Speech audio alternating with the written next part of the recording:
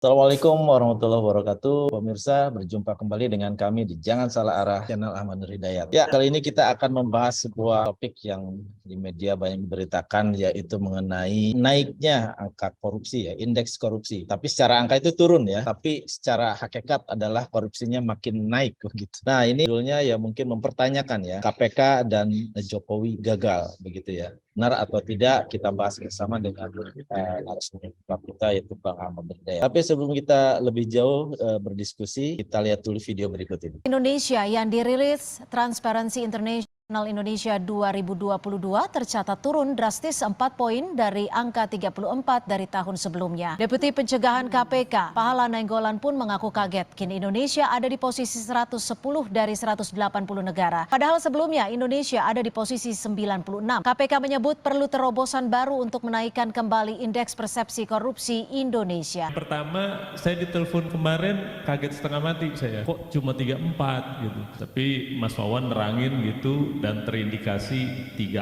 item yang memang terjun bebas.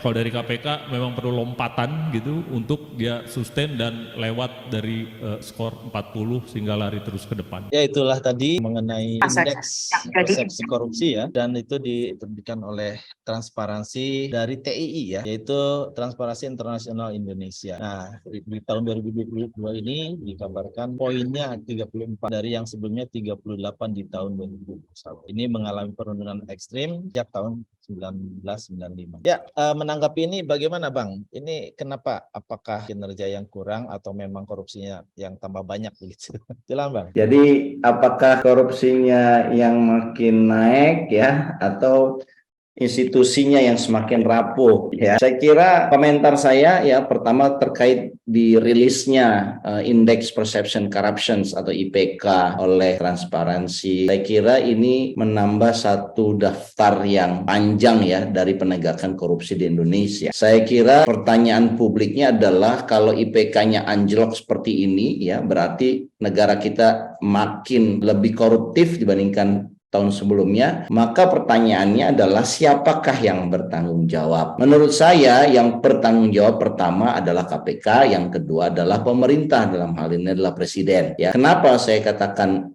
dua institusi ini? Karena dua lembaga yang diberikan mandat ya, terutama setelah 98 ya, setelah Pak Harto jatuh. Ini adalah dua lembaga yang muncul di era reformasi. Dan salah satu agenda reformasi adalah memberantas yang namanya KKN, korupsi, kolusi, dan nepotisme. Jadi pemberantasan KKN ini adalah mandat. Kita mengganti pemerintahan yang sudah 32 tahun berkuasa dengan satu cita-cita, karena pemerintahan 32 tahun itu memelihara KKN, cita-cita kita ketika kita melakukan perubahan adalah bahwa KKN ini harus berkurang. Jadi kalau kemudian hari ini di tahun reformasi ini kita dipersepsikan lebih koruptif ya, bahkan dibandingkan Orde Baru, berarti ada yang salah, dan itu yang bertanggung jawab adalah KPK dan kelembagaan presiden. Kenapa? Pertama, KPK ini kan punya mandat yang luar biasa. Dia bisa melakukan penyadapan, dia bisa melakukan OTT, dia punya peradilan khusus yang namanya Tipikor, dan dia KPK ini gabungan dari institusi penegakan hukum, ada kejaksaan, ada kepolisian, ya kan, ada kehakiman dan sebagainya, ada profesional. Kok bisa-bisanya kita sudah punya lembaga yang kita ongkosin setiap tahunnya, gaji karyawan KPK-nya kita bayarin, ya kan, fasilitas-fasilitas lainnya juga kita bayarin, yang harusnya mereka mengeradik, memusnahkan, mengurangi yang namanya korupsi. Kok malah negara kita dianggap lebih koruptif dibandingkan lain-lainnya. Nah, ini satu anomali, dan saya kira saya mendengarkan juru bicara KPK mengeles gitu ya, merasa itu bukan hanya tanggung jawab KPK saja. Saya kira tidak, itu tanggung jawab KPK. 50% itu tanggung jawab KPK, 50% lainnya itu adalah tanggung jawab presiden. Kenapa tanggung jawab presiden? Karena presiden itu disumpah untuk menjalankan agenda-agenda perubahan reformasi. Dan salah satu item yang menurut saya ada tabnya itu pemberantasan korupsi. Presiden harus memimpin pemberantasan korupsi. Karena itulah masalah bersama kita yang hari ini ya, kita merasa ini adalah makin parah. Nah ini kalau seandainya ada pertanyaan Berarti KPK sama lembaga presiden gagal dong. Menurut saya iya. Mereka gagal melaksanakan reformasi. Karena buat apa ya kita menjalankan pemerintahan ya, kita tiap tahun bayar pajak. Kalau perubahan itu semakin hari semakin terasa mahal gitu loh. Makin hari kita merasakan kok suasana kayak zaman Orde Baru. Kebebasan berpendapat menjadi menakutkan, korupsi merajalela. Ini kita ini sedang ke arah mundur, begitu. Ya ini saya ingin bagi infografis ya, Bro Eko, bagaimana indeks persepsi korupsi di tahun 2022 ini ya diukur. Ya ini adalah membandingkan sejumlah negara yang ada di dunia, bagaimana persepsi mereka mengenai praktek-praktek koruptif di negara itu. Dan ternyata ya ini tolong dicatat, semakin tinggi persepsi korupsinya bukan berarti makin banyak korupsi, ini semakin baik, semakin less corruption. Tapi semakin rendah, ya kayak Denmark 90 skornya, berarti dia korupsi itu sudah hampir tidak ada lah. Tapi kalau negara yang makin kecil kayak Myanmar 23, ini kan negara junta militer, ya korupsinya biasanya di kalangan elit militer. Ini skornya 23. Nah Indonesia di mana? 34. Kalah kita sama Timor Leste, itu memalukan gitu loh. Timor Leste itu urutannya 42 di atas kita. Padahal negara ini negara baru seumur jagung. Ya, kita sudah menegara tahun 45 merdeka, dan kemudian kita sudah melakukan beberapa sirkulasi kepemimpinan, tapi ternyata secara indeks kita masih dianggap lebih koruptif dibandingkan Timor Leste. Dan saya kira kalau dilihat dari skornya ya, yang terjun bebas ini adalah pertama adalah ini 3 poin ini. PRS International Country Risk Guide, IMD World Competitive Yearbook, dan PRC Asia Risk Guide. Jadi indikator-indikator yang sifatnya kepada resiko korupsi. Ya kita lihat ini penurunan kita dari 38 ke 34 ini jatuhnya 4 poin. Yaitu adalah penurunan tertajam sejak sejarah reformasi. Ya penurunan terburuk sepanjang sejarah reformasi.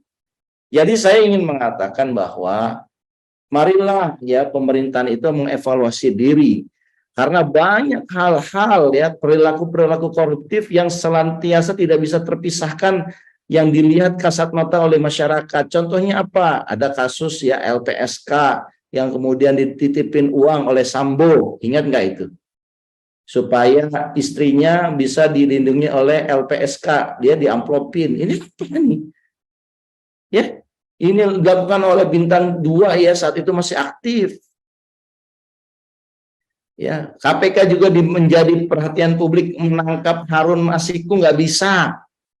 Kalau menangkap lawan politik yang berbeda, yang mengkritik pemerintah cepat, misalkan kasus Lukas NMB, ya, karena Lukas NMB itu dianggap sudah tidak mendukung pemerintahan yang ada sekarang karena dia tidak setuju dengan perubahan pilkada pemimpin kepala daerah yang harusnya diperpanjang menurut Lukas, tapi enggak digantikan oleh wakilnya yang merupakan Kapolda ya Papua.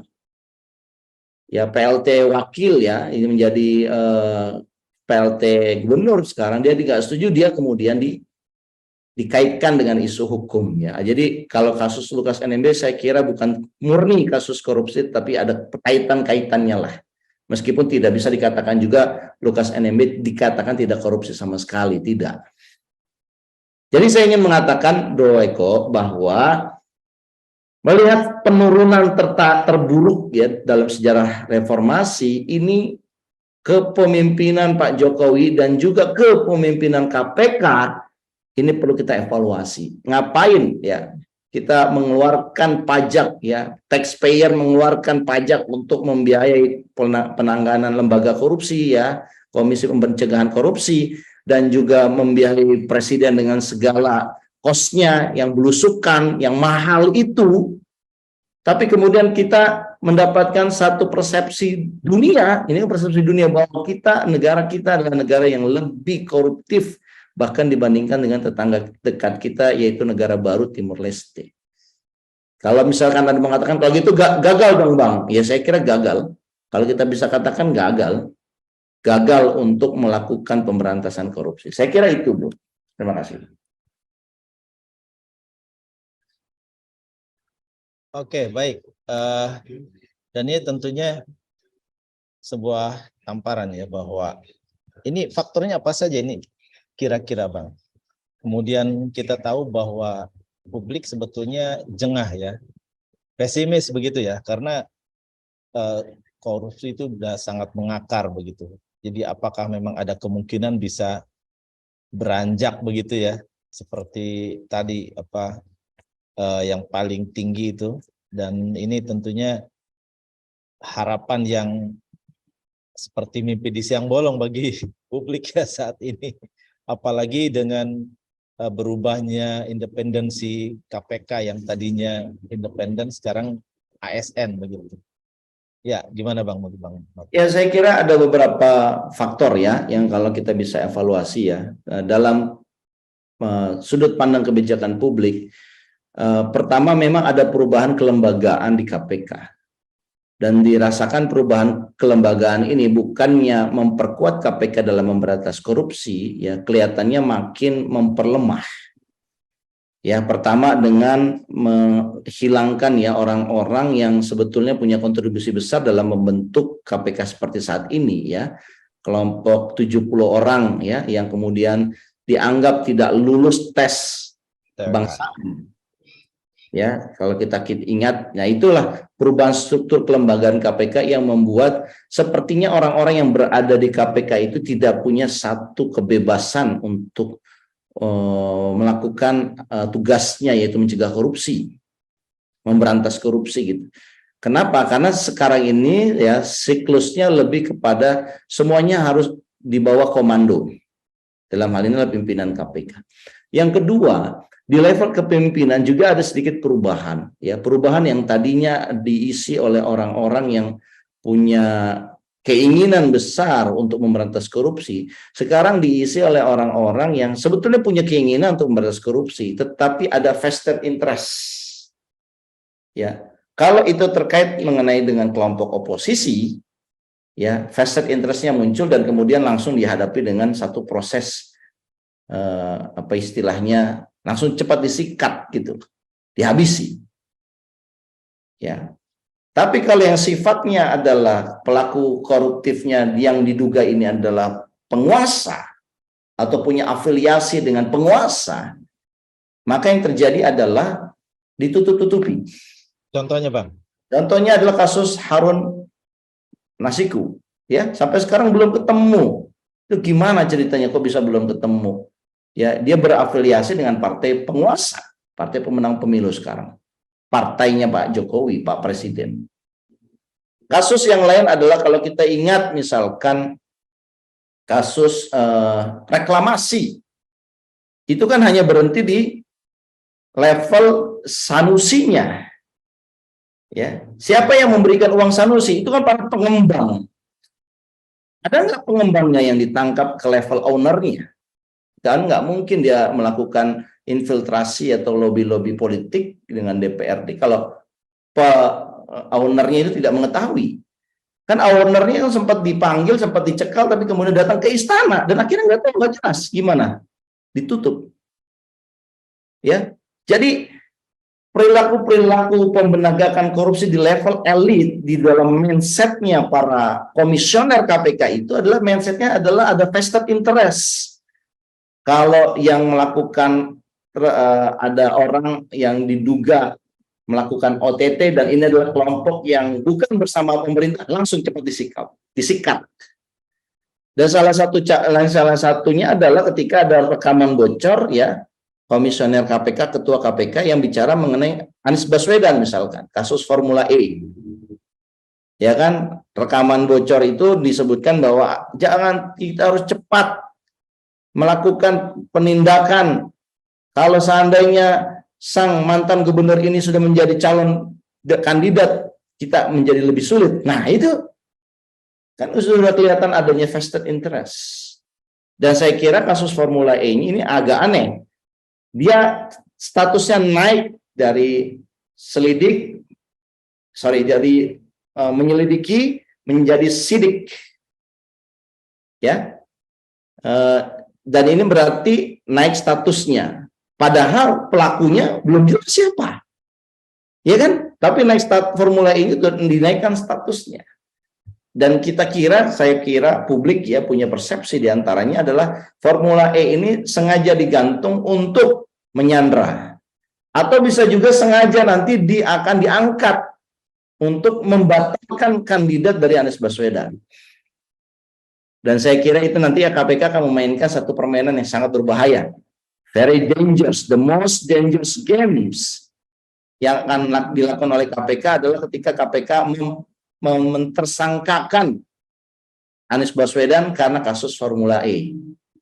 Ya, saya kira sudah ada keinginan untuk mengkasuskan Anies Baswedan, tetapi bagaimana caranya supaya tidak menimbulkan efek yang negatif. Ya, KPK sedang memainkan most dangerous games, game yang sangat berbahaya. Tidak hanya membahayakan buat KPK, juga membahayakan buat seluruh bangsa Indonesia. Nah, itu dua alasan ya. Pertama, secara kelembagaan KPK berubah. Yang kedua, secara mindset para elit dari komisioner KPK juga berubah. Di samping itu juga yang terjadi adalah di level eksekutif ya. Ini menarik. Kita punya Menko Polhukam yang merupakan orang yang mengerti hukum, mantan hakim Mahkamah Konstitusi. Kemudian banyak sekali berbicara mengenai penegakan keadilan. Ya. Kasusnya adalah kasus Sambo. Ya, kita lihat Pak Mahfud MD bicaranya sangat tegas, ya, mensiratkan aspirasi publik. Dan saya kira hampir semua publik bersepakat bahwa Pak Mahfud MD adalah orang yang bersih. Dia menduduki Menteri Koordinator Politik Hukum dan HAM. Di situ kan ada hukum dan HAM, ada hukum di situ.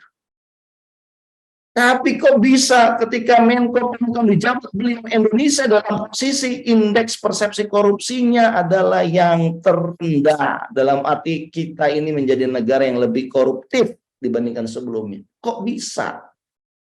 Nah, berarti ini kan ada orang baik masuk dalam sistem, tapi tidak bisa berbuat apa-apa. Sementara pidato beliau sebelum masuk sistem kan, orang baik masuk sistem, dari malaikat masuk sistem jadi setan. Nah, saya nggak mau ngomong beliau adalah itu, tetapi beliau tidak bisa berbuat banyak. Kenapa? Karena ini ya, Indonesia ini negara besar, kelembagaannya juga besar, dan ternyata sistemnya belum membuat orang punya efek jerah agar mereka tidak melakukan tindak koruptif dalam menyelenggarakan kegiatan kenegaraan. Nah, saya kira ini menjadi cambuk buat kita agar kita lebih berhati-hati, agar kita lebih baik lagi ke depannya, supaya ya kita malulah kita menggembor-gemborkan investor asing, welcome. Harusnya persepsi itu juga disertai dengan persepsi Indonesia negara yang bersih, bukan Indonesia negara yang korup. Karena kalau negara korup, investor itu juga tidak mau datang. Mereka membutuhkan rule of law, penegakan hukum. Kalau koruptif itu kan semuanya bisa diatur. Nah, itu yang kemudian melemahkan narasi selamat datang investor, tetapi kita tidak menunjukkan bahwa kita mengikuti rule of law. Ini kan salah, ini kayak apa istilahnya, ya kontradiktif lah dalam melakukan satu kebijakan. Demikian, Reko.